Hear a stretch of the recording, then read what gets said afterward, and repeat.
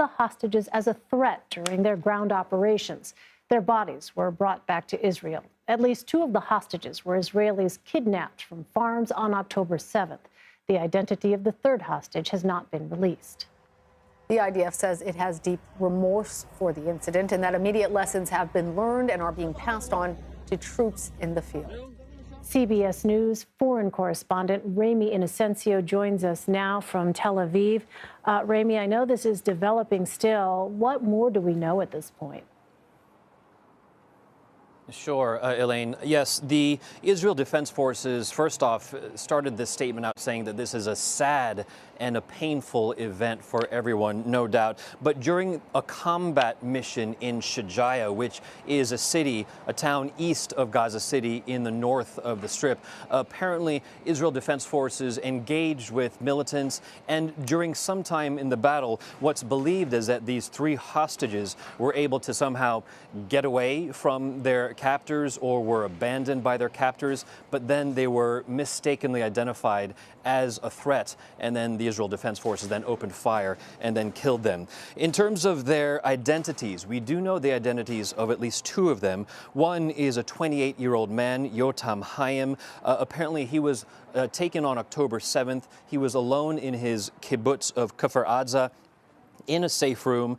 The other man that we know of is in his early 20s, Samar Talalka, taken from kibbutz Nir Am. There is another abductee who we do not know the name of, but that is because the family has asked for him to remain anonymous. I mean, Ramy, your heart breaks to hear that families who have been waiting, even for word on whether their loved ones who were taken hostage were alive, have found out that they managed to escape or were abandoned from their captors and then were killed by the very people who are professed to try and protect them and bring them home.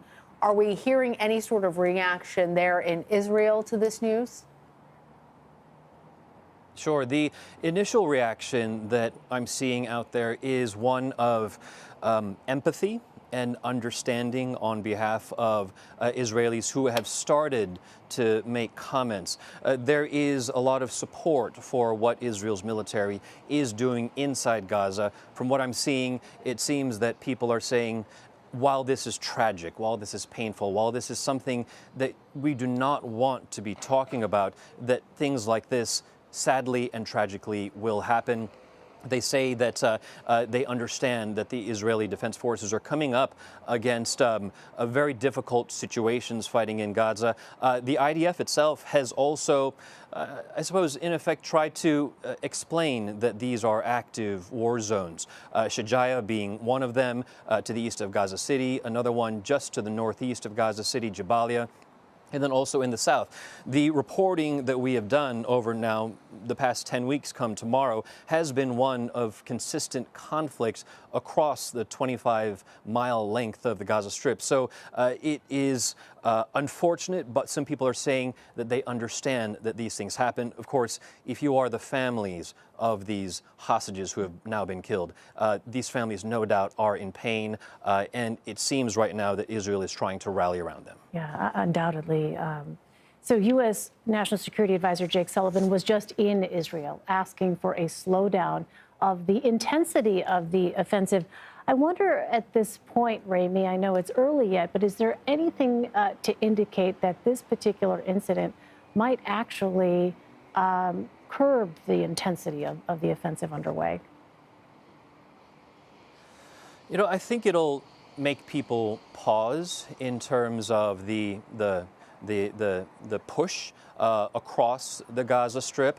But when we look at the official statements coming out of the government here, Prime Minister Netanyahu has said that the government and the military will not stop until Hamas is eliminated, until they can achieve victory. So I expect that the government and the Israeli Defense Forces are having deep conversations right now on what they can do, what they have learned in order to make sure that if this were to happen again on the ground in Gaza, if they were to encounter potential hostages that have been freed, how to ascertain, how to figure out that they are not targets and that they're not killed by so-called friendly fire. Well, and that's part of what I wanted to ask you about, Rami, because the statement that we got from the IDF saying that they have learned lessons from this and are passing that along to troops on the ground.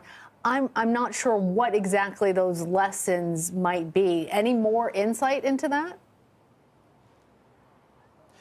Not right just yet, Lana. I mean, we're just hearing of this news in the past half hour or so. So any lessons that might have been learned, that maybe speaks to the possibility that this news has been known to the Israeli Defense Forces for a little bit longer than we have.